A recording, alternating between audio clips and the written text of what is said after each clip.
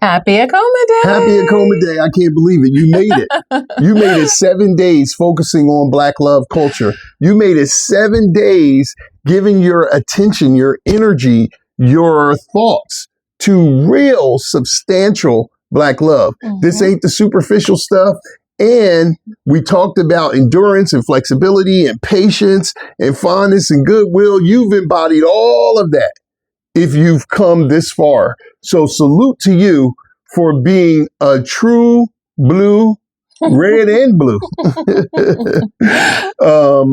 Black person who really cares about or desires for the intimate Black love to be at the highest level. So salute to you. And we have reached the 7th day of Akoma Day. Yes. We've come full circle. Yes. We're reading from the Akoma Day book every day and sharing the virtues and the principles. And today's virtue is forgiveness, which is vital considering the state of our relationship with ourselves and with our partners and in our families and in our community. In order to forgive, we must first be willing to sincerely excuse mistakes and offenses. True forgiveness renounces all anger and resentment without the penalty of consequences. Forgiveness of self is the practice for absolving the flaws of others. Humility and forgiveness go hand in hand. To ask for forgiveness, we must humbly acknowledge our wrongdoings and responsibly change our behavior. Write a sincere letter asking for forgiveness to yourself, to your partner, or another loved one. A sincere pardon allows us to move forward, releasing the burdens of the past. Forgiveness can be a challenging virtue, but it's vital to put a crisis in its place. Everything happening has purpose in our lives. If you're angry, hurt, disappointed, frustrated, write a gratitude letter to the enemy, challenge, or situation that has hurt you. Thank your anger, guilt, frustration, or hurt because it served a purpose in your life. Let it know that you appreciate it because it's helped you stand up for yourself, set better boundaries, or recommit to your core values. Your challenges are perfecting your character. You have a choice about what an event has to mean in your life. A person's actions or inaction says more about their beliefs than it says about you. If you ever had trouble forgiving, write a prayer to repeat to yourself until you're able to let go and get a more empowered position. Forgiveness is crucial to Akoma love and aids in maintaining flexibility, patience, faithfulness, consistency, endurance, fondness, and goodwill, which will in turn create a unified couple, family, and nation. And I think that this is such a common thing that we talk about is, the wrongs that we've experienced and whether we forgive and how to forgive. And we have to develop, again, a practice of forgiveness because it takes practice. And as we said in the Akoma Day book, it takes practice with you forgiving yourself for any shortcomings. And this is why I think it's so important to be flexible. It's so important to have patience. It's so extremely important to have faith in life, faith in yourself, faith in your partner. It's important to be consistent and to build up enough energy that is strong and good and certain so that when you come to wrongdoings, you have something to balance it, right? And something to hold on to. And I think, built in that is the endurance that we all have to move through and create in our life while we are still thinking good of ourselves, right? Right. It's extremely important. One of my favorite, simplest prayers that I always share from Dr. Lualuka is that, the understanding that I am good, right? Because I come from the Most High. I have always been good and I will always be good. I can't change my nature. Now I can act in different ways that I may need to ask someone to forgive me, and someone else may act, especially when we're talking about our partner and other Black people, may act in a way that, forgiveness is called for, but it doesn't change their ultimate nature or our nature. And I think that that's something that we have to keep reminding ourselves of. Profound. Say that again. Say the prayer again. I am good. Mm-hmm. I have always been good, Mm-hmm. and I will always be good. Yeah. The real understanding that, God is good, and that I'm coming from that And all the time.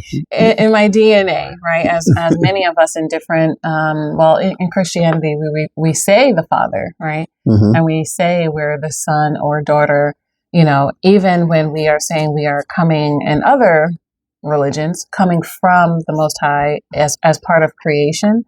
This is our provider, the Most High, our Lord, our ruler, in a sense that nothing that is happening is outside of God's creation.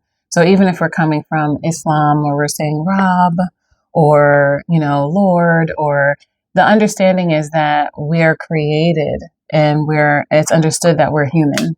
And I think that this is where forgiveness comes into play, because we need it over and over and over when we're falling short of our perfect vision of ourselves, our perfect vision of our partner, or our perfect vision of the intimate relationship. It doesn't take from the goodness and the ultimate version of perfection, and that it's in divine order, right?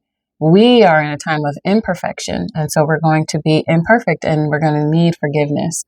We're going to deserve forgiveness and that understanding of how we are. And at the same time, it doesn't take away from who we are. And this is, I think, extremely important, because we're modeling love outside of a cultural perspective.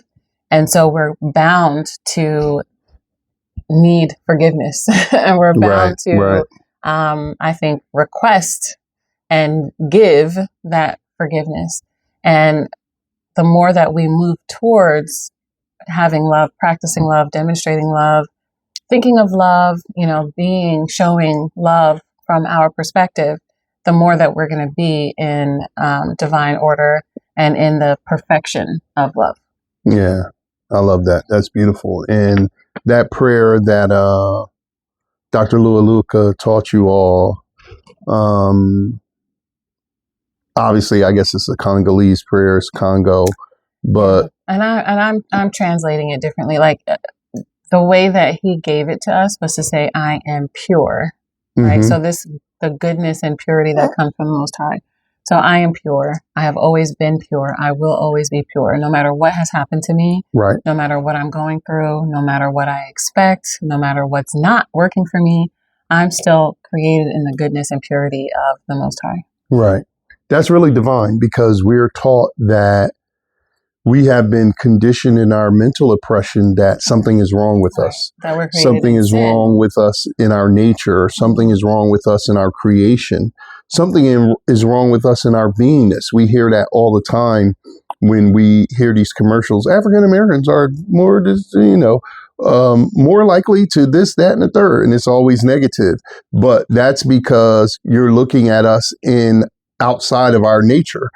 If we were in our nature is the thing that isn't being said, we don't have any of those conditions. So you can go to the continent, you don't see diabetes, you don't see heart disease and all the things that you see in the Western world, in Europe, in the islands, in Americas, North and South. We are outside of our nature. So that's an important thing. And the principle that goes with this to round us out for Akoma Day is unified soul. And as we said before, it used to be, so you may have a copy. Some of you have an old copy of the Akoma Day book, and it will be different. And, we are still in the early stages of just a mere young 25 years where the holiday is still evolving. I don't think the virtues, principles, or symbols will change. However, there may be some nuances that you will see changing as we evolve and grow. And so switching from spirit to soul was important for us, because in our deeper initiations, in Botswana and Dagara Dogon, we learned that the spirit is the universal mind. It's the universal consciousness. It's eternal. It's unchangeable.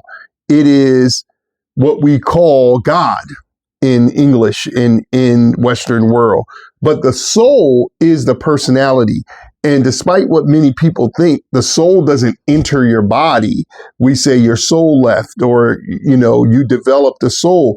The soul is developed through your activity, right? So it's not something that enters you, but it does leave when your consciousness does leave your physical shell called the body.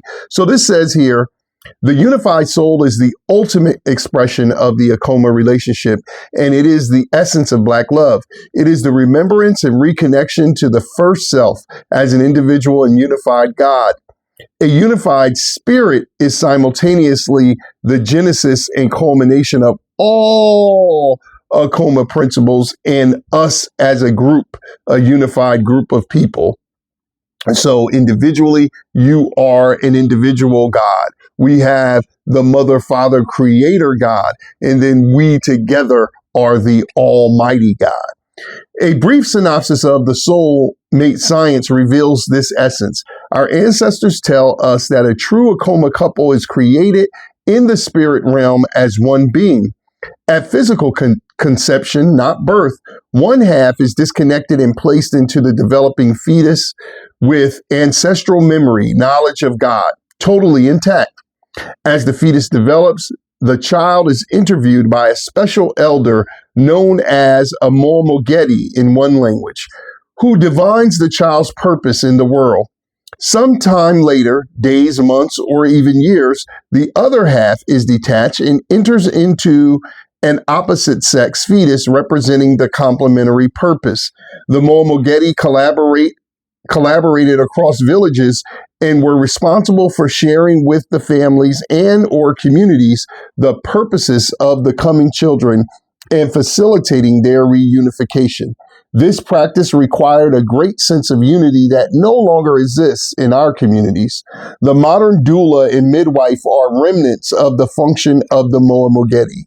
Once born, the two children are divinely prepared to fulfill their individual and joint purposes. The boy becomes initiated into manhood rituals, which include the science of wife mating. Similarly, the girl is initiated in womanhood and the science of husband mating. This ancient soulmate science was done through sacred cultural initiation and was flawless in creating a holistically balanced Akoma relationship. This perfect system recreates God, the Black man and woman, in the physical realm. This cultural practice persisted openly from our beginning up until the current time period and is the origin of arranged marriages. The purpose of God is to express all aspects of reality, including any state and its divine opposite. This includes happiness and sadness, joy and pain, and perfection and imperfection. In order to experience imperfection, or what we call forgetfulness, our ancestors devised a plan to manifest this state in the physical realm. A people were created to embody the polar opposite of our natural perfection. They were allowed to rule and establish a culture according to the laws of their creation. It was during this time that the ancestors began to shroud many of our proper cultural practices in secrecy. Simultaneously, the newly created people began to corrupt any and all cultural rituals that they observe. Today, most of our people are unfortunately still operating from that corrupted cultural context.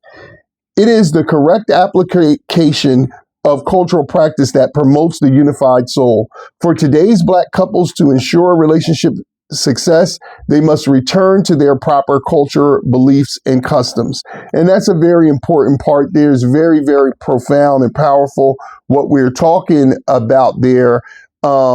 It's really the source of this time that we're in. And sometimes, because this time is so hellish and destructive, it's hard to conceive that it was planned and that it has a beginning and an end right from the start. And so for those of us that understand this and embrace this, we find a sense of comfort, even in the devastation that we see, that this is part of the divine plan and it will pass. Well, in the intimate relationship, this preparation of ourselves for divine unity and for each other is the actual origin of the symbol, the Akoma.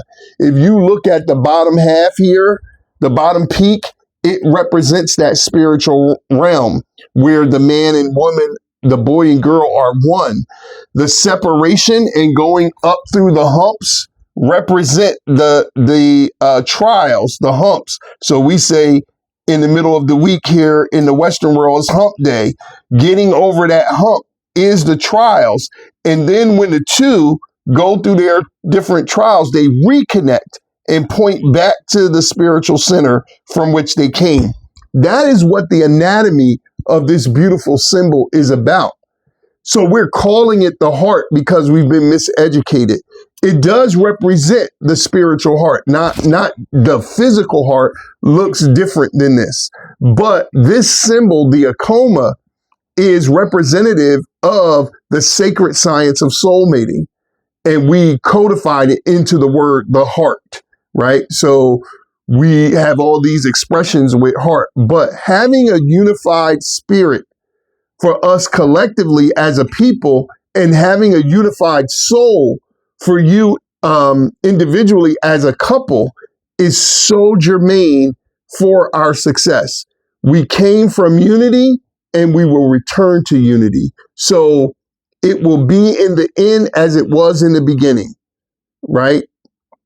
As above, so below. You've heard many of these sayings before, and this is what this refers to. So there has to be a cultural re-education process because we look at people in the rest of the world and we feel envy because it seems like other cultures are able to sustain functional, long-term, intimate love relationships.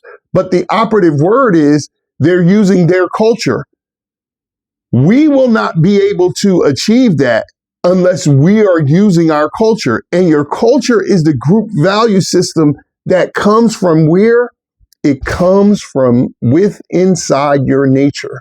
So everybody has a predetermined culture that came with their nature. This is so important for you to understand because when you strive to take on the value system of others, you're going against your own nature, and thus you're not able to sustain love or even life to its fullest. So this is what we must understand about the intimate love relationship. Intimate love is a cultural phenomenon. It is impossible to do without your culture. And despite the miseducation that we have received, the most important thing for us to understand is we have the most beautiful culture. We are the culture that has given birth to all the other cultures. So if we try to utilize their culture, it will only be a modicum of what we need to function and thrive. You have to understand that. So a part of it will seem correct because a part of it comes from us, but then it will be insufficient to help us thrive fully because it is not expressed in the fullness of what you actually need as a Black woman or a Black man to share the highest levels of intimate love, what we call an Akoma love supreme. So this is what this is about. And this is the culmination of what Akoma Day is about. And this is the conclusion of our opening. So and this is just the opening. Yeah, right? Because tomorrow begins Akoma Day every day. That's right. That's right. Where that's you right. work for the rest of the year on your in focus. The things That's that right. Came to you over this 7 days, and then meet us again next Akoma Day in order to recommit to the virtues and the principles. And we continue to bloom repeatedly into eternity. So no birth record, no death record. It's eternal. Eternal Black love is the move. So we thank you for riding with us. We want you to finish out this day strong. And then, as Nwasha said, prepare for the everyday embodiment of Akoma Day. And you're in the right place here at Akoma Day every day.